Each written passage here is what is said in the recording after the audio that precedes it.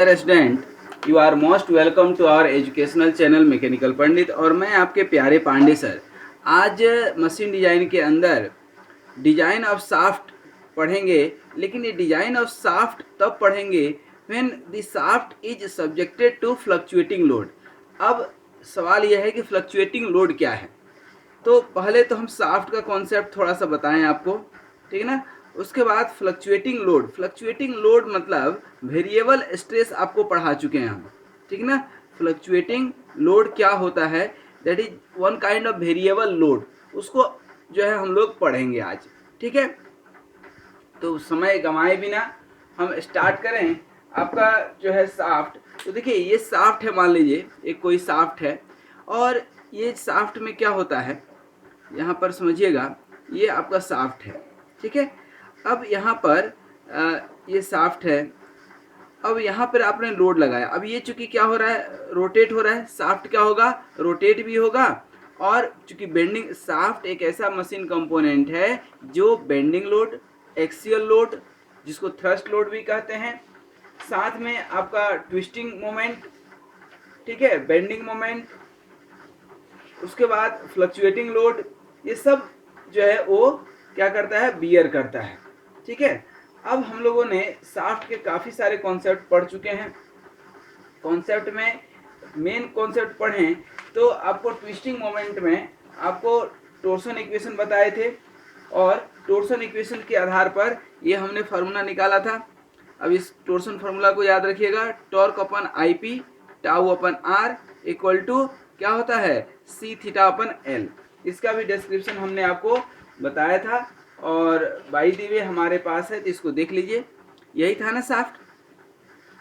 ये equation clear है, ठीक ना। तो ये इक्वेशन क्लियर रखिए, ठीक है। उसके बाद बेंडिंग इक्वेशन भी क्लियर रखिए, तभी हम लोग समझ पाएंगे चीज़ों को। बेंडिंग इक्वेशन कुछ ये था हमारा, ठीक है, M upon I equal to sigma b upon y equal to E by R, ठीक है। और इन दोनों को पकड़ करके हमने बेंडिंग स्ट्रेस निकाला था। अब हम समझें कि शाफ्ट के ऊपर फ्लक्चुएटिंग लोड कैसे काम करेगा, कैसे लगता है। देखिए थोड़ा सा समझिएगा इसको, कि ये हमारा क्या है, शाफ्ट है, ठीक है। अब दोस्तों ये जब रोटेट करेगा, ये किसी बियरिंग में फिक्स है, ठीक है ना, ये किसी बियरिंग में फिक्स है, ठीक है। एक बार समझ जाइए, चूंकि इसको बहुत पहले आप पढ़े होंगे, ठीक है ना। लेक्चर नंबर 15 में वेरिएबल स्ट्रेस हमने पढ़ाया था, तो वहाँ पर बताया था। अब देखिए ये आपका शाफ्ट है। अब इसके ऊपर ये कोई पॉइंट ए है और ये कोई पॉइंट बी है, ठीक है। जब इसके ऊपर आपने लोड लगाया, ठीक है, तो यहाँ पर ये क्या होगा, डिफ्लेक्शन होगा, कुछ ऐसा होगा या नहीं, ऐसा डिफ्लेक्शन होगा। और ये डिफ्लेक्शन जो होगा, तो ये ए कहाँ आ जाएगा, ए यहाँ पर, और बी क्या हो जाएगा, यहाँ पर। अब आप बोल सकते हैं कि सर ये जो आउटर फाइबर है इसमें टेंशन होगा, और ये इनर फाइबर में क्या होगा, कंप्रेशन होगा या नहीं। यही जब रोटेट होकर के, चूंकि ये रोटेट हो रहा है, जब ऊपर जाएगा तो कुछ ऐसा डायग्राम बनेगा आपका, और बी कहाँ हो जाएगा, इधर, और ये ए क्या होगा, इधर। अब आप बोलेंगे, ठीक ना, सॉरी, ये जब रोटेट होगा तो जो है ए और बी इंटर चेंज हो जाएंगे, ठीक ना। ये जो नीचे है वो ऊपर चले जाएगा, तो अब जो है यहाँ पर ये ए आ जाएगा, ठीक ना, सिंगल रोटेशन के बाद, और बी नीचे आ जाएगा। और अब बी क्या हो जाएगा, बाहर हो जाएगा। बी के ऊपर क्या लगेगा, टेंसाइल, और ए के ऊपर लगेगा क्या, कंप्रेशन, लगेगा कि नहीं। तो ए के ऊपर जो अभी टेंसाइल लग रहा था, अभी कंप्रेशन लगा, ठीक है। कंप्रेशन के बाद क्या लगा, टेंशन। और ये इमीडिएट चेंज हो रहे हैं, फ्रीक्वेंटली चेंज हो रहे हैं, ठीक है। जैसे ये कोई कंपोनेंट है आपका, ये देखिए, ये ऐसे ऐसे यदि आप करते हैं, ठीक ना, इसको बड़ा सावधानी से समझिएगा तो इसमें मज़ा आएगा। इस तरह के कंपोनेंट्स आप पढ़ चुके हैं। जैसे कोई वायर है, आप खींचेंगे तो नहीं टूटेगा, लेकिन इसको ऐसे ऐसे करते थे बचपन में, याद है।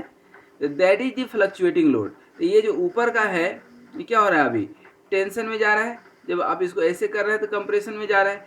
खींचने के दौरान काफ़ी लोड लगता है, लेकिन जब ऐसे लगाएंगे तो काफ़ी कम ही साइकिल में, कम ही जो है ताकत में ये टूट जाता है। That is called basically fluctuating load, ठीक है। अब इसमें आपको हमने बताया था रिपीटेड लोड, ठीक ना। अब इसमें क्या होता है, लोड आपका ऐसे हो सकता है, मतलब ये जीरो, ये टेंसाइल सिग्मा टी, और ये सिग्मा सी कंप्रेशन, कंप्रेशन से टेंशन, टेंशन से कंप्रेशन, ऊपर नीचे जाएगा। ऐसा भी हो सकता है कि ये सिर्फ टेंशन में रहे फिर जीरो तक आए, फिर टेंशन में जाए जीरो तक आए। ऐसा भी हो सकता है कि ये सिर्फ टेंशन में ही ऊपर से बने, इधर +2 से और +20 तक के बीच में जाए। ठीक है, ऐसा भी हो सकता है, that is called alternating stress. ठीक है, तो इस तरह से different types of the stresses पढ़े थे। अब इसमें दो वैल्यू निकलते हैं, एक सिग्मा मैक्स चाहे ये टेंसाइल हो या कंप्रेसिव, और दूसरा होगा सिग्मा मिनिमम, क्योंकि वेरिएबल मतलब कि इट इज वेरिंग। ठीक है, अब इसके बाद आप क्या करते हैं, सिग्मा मिनिमम से सिग्मा मैक्सिमम में आप निकालते हैं सिग्मा एवरेज स्ट्रेस। तो एवरेज स्ट्रेस होता है बेटा maximum plus sigma minimum divided by 2, और एक होता है आपका वेरिएबल स्ट्रेस सिग्मा भी, और इसका वैल्यू होता है sigma max minus sigma minimum by 2। अब ये हमने स्ट्रेस ले लिया है, आपको लोड लेना हो तो load maximum load plus minimum load divided by 2, या maximum load minus minimum load divided by 2 हो सकता है। तो ये होता है फ्लक्चुएटिंग लोड। दैट मीन्स कि you have gone through the concept how the load is varying. That means कि अब आपको समझ में आ गया कि यहाँ पर पॉइंट ए है, ये पॉइंट बी है, एक रोटेशन के बाद यहाँ पर आ जाएगा ए, यहाँ पे आ जाएगा बी, रोटेट हो गया। दैट मीन्स कि ये जो है यहाँ पर जो ए था, ठीक ना, अब ये ऐसे रोटेट करेगा इसको ऐसे, जैसे अब ये ए है और ये बी है नीचे, इसको आप रोटेट कर दिए तो कहाँ हो गया, ए बी की जगह पे आ गया, बी ए की जगह पे आ गया। तो जो पहले टेंशन में था अब कंप्रेशन में हो गया, जो कंप्रेशन में था वो टेंशन में हो गया। ठीक है, यदि थोड़ा सा डाउट है तो आप लेक्चर नंबर 31 में जा करके देख लीजिएगा, लेक्चर नंबर 15 में जा करके देख लीजिएगा, वेरिएबल स्ट्रेसेस का कॉन्सेप्ट जा करके देख लीजिएगा। ठीक है, अब देखिए यहाँ पर हमने shaft subjected to combined bending and torsion load निकाला था। ठीक है, शाफ्ट सब्जेक्टेड टू 3-4 कंडीशन हमने लिया था कि shaft subjected to twisting moment only, यदि ओनली ट्विस्टिंग मोमेंट लेंगे तो हमारा ये टॉर्क कितना निकला था, देखिए यहाँ पर शॉर्ट में लिखते हैं, ये π/16 दिख रहा है आपको, π/16 tau D Q, π/16 tau D Q solid shaft के लिए। यदि शाफ्ट हमारा सिर्फ और सिर्फ बेंडिंग लोड के लिए हो, तो सिर्फ बेंडिंग लोड निकालना हो हमें, तो उसके लिए क्या फॉर्मूला था आपका, ये देखिए m = π/32 sigma B D Q, ये मोमेंट निकला था, m = π/32 सिग्मा बी और डी क्यू। ठीक है, अब जो है आगे चल करके कंबाइंड बेंडिंग एंड टोर्सन निकाले थे, ठीक ना, निकाले थे। अब देखिए यही है ना कंबाइंड बेंडिंग एंड ट्विस्टिंग। अब मैं एक एक करके लिख दे रहा हूँ, इसका मतलब ये है कि आपको फर्दर वीडियो यदि देख लिए तो बहुत अच्छी बात है, नहीं देखें तो भी परेशान होने की जरूरत नहीं है। यहाँ पर maximum shear stress theory apply किए थे, तो ये जो है आपका इक्विवेलेंट, यहाँ पर टाउ मैक्स से ये फार्मूला से रख दिए थे, और इसको सॉल्व करके इक्विवेलेंट ट्विस्टिंग मोमेंट निकाले थे। देखिए यहाँ पर इक्विवेलेंट ट्विस्टिंग मोमेंट जब दोनों काम कर रहा हो m² + t², दैट इज π/16, और ये जो है टाउ m आ गया। ठीक है, और उसी तरह से आप क्या निकाले थे, मैक्सिमम जो है बेंडिंग स्ट्रेस थ्योरी से इक्विवेलेंट बेंडिंग मोमेंट me निकाले हैं, तो ये क्या निकल कर के आया है बताइए, ½ m + √m² + t²। तो ये आपका क्या है, ओरिजिनल फार्मूला है, ध्यान रखिएगा, ये क्या है आपका ओरिजिनल फार्मूला है, जो कि हम लोग पिछले क्लास में पढ़ चुके हैं। ठीक है, अब बात आती है कि सर इसमें फ्लक्चुएटिंग लोड का क्या रोल है। तो फ्लक्चुएटिंग लोड में आपको अभी हमने दो लोड पढ़ाए, सिग्मा मीन लोड या एवरेज, तो sigma max + sigma mean by 2, और सिग्मा वेरिएबल लोड तो sigma max - sigma minimum by 2। यही दो कॉन्सेप्ट पढ़ाए आपको। तो ये जरूरी नहीं है कि हमेशा स्ट्रेस ही निकलेगा, यहाँ पर बेंडिंग मोमेंट भी निकाल सकते हैं, maximum bending plus minimum bending moment divided by 2, और यहाँ पर वेरिएबल बेंडिंग मोमेंट निकल सकता है। ठीक है, उसी तरह से अब इक्विवेलेंट ट्विस्टिंग मोमेंट भी निकल सकता है। तो इसके लिए क्या करते हैं, एक जो है फैक्टर यूज करते हैं, चाहे वह टोर्सन में हो या बेंडिंग में हो। दोनों ही केस में चाहे वो फ्लक्चुएटिंग टॉर्क लगेगा या फ्लक्चुएटिंग बेंडिंग मोमेंट लगेगा। फ्लक्चुएटिंग टॉर्क भी लग सकता है। टॉर्क जो है, जैसे आप गाड़ी चला रहे हैं तो प्लेन रोड पे चला रहे हैं, अब ये ऊंचाई पे चढ़ रहे हैं तो क्या हो जाएगा, आपका टॉर्क ज़्यादा लगेगा। फिर यहाँ पर आप नीचे आ गए, ठीक ना, जब नीचे आएंगे तो क्या लगेगा, वेरिएबल लोड कम लगेगा, ठीक ना। ये ऊपर में ज़्यादा लगेगा, नीचे में कम लगेगा। आ रही बात समझ में। तो यहाँ पर ध्यान दीजिए, ये फ्लक्चुएटिंग टॉर्क जो है, this is the fluctuating torque and fluctuating moment,